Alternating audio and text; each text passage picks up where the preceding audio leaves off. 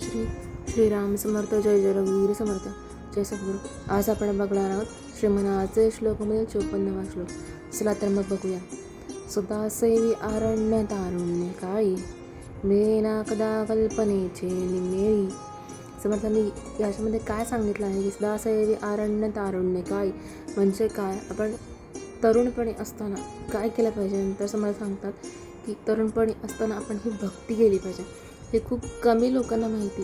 आपण जोपर्यंत तरुण आहोत तोपर्यंत जर भक्ती केली तर ती भक्ती ही उत्तमाची होते. तसंच जर उदाहरण बघायचं झालं तर छत्रपती शिवाजी महाराजांचं, त्यांचं काय, तर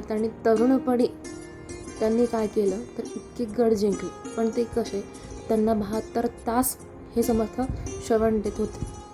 मग त्यानंतर ते शिवाजी महाराज घडले. नंतर याच्यामध्ये काय सांगितलं आहे, मग आपण जी कल्पना करतो त्याच्यात आपल्याला कुठली गोष्ट भेटते का, तर नाही. तर कथनी आणि करणी या दोघांमध्ये खूप फरक आहे.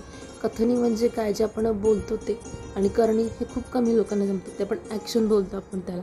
पण समर्थ काय सांगतात की सदासेवी आरण्य तारुण्य काळी, मग तरुणपणात काय केलं पाहिजे, तर भक्तीही केली पाहिजे.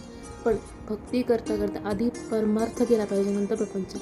समर्थ काय सांगतात, परमार्थ उत्तम असं झालाच पाहिजे, पण प्रपंच हा नेटका केला पाहिजे.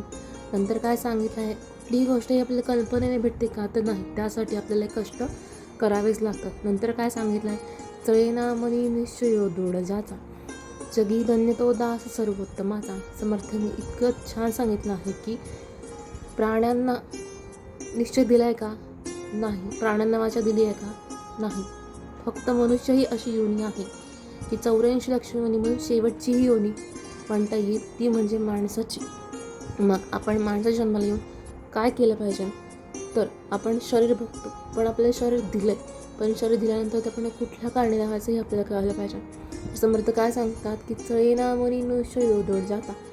तर आता याच्यामध्ये काय सांगितलं आहे की आपला निश्चय हा कसा असला पाहिजे, तर दृढ असला पाहिजे, तो कधीही बदलला नाही पाहिजे. समर्थ इतके स्थिर आहेत की त्यांचा दृढ विश्वास हा त्यांच्यासारखा आपल्या अंगी बांधला पाहिजे.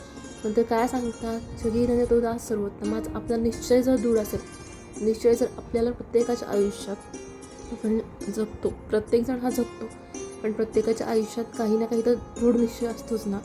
मग समर्थ काय सांगतात की आपला दृढ निश्चय हा परमार्थाचा असला पाहिजे. त्यानंतर प्रपंचातला निश्चय हा समर्थ आपोआप करून घेतील. मग समर्थ आपल्याला सांगतात की आयुष्यात आलं, पण आयुष्यात आल्यानंतर कुठल्या मार्गाने जायचं, कुठल्या मार्गाने जर गेलो तरी आपला कुठला मार्ग समर्थांपर्यंत जास्त लवकर पोहोचू शकेल, तरी आपल्या सद्गुरू सारे सांगतात. मग तो दास खरा उत्तमाचा. मग आपण जो काही निश्चय केला, आपण बोलतो की राम बाण एक वचनी एक वचनी आणि एक बाणी.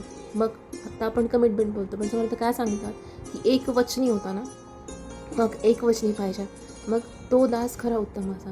तर हा होता आपल्या श्रीमनाचे श्लोकमध्ये 54वा श्लोक. पुढले श्लोक आपण बघा पुढच्या भागात. तोपर्यंत जय जय रघुवीर समर्थ.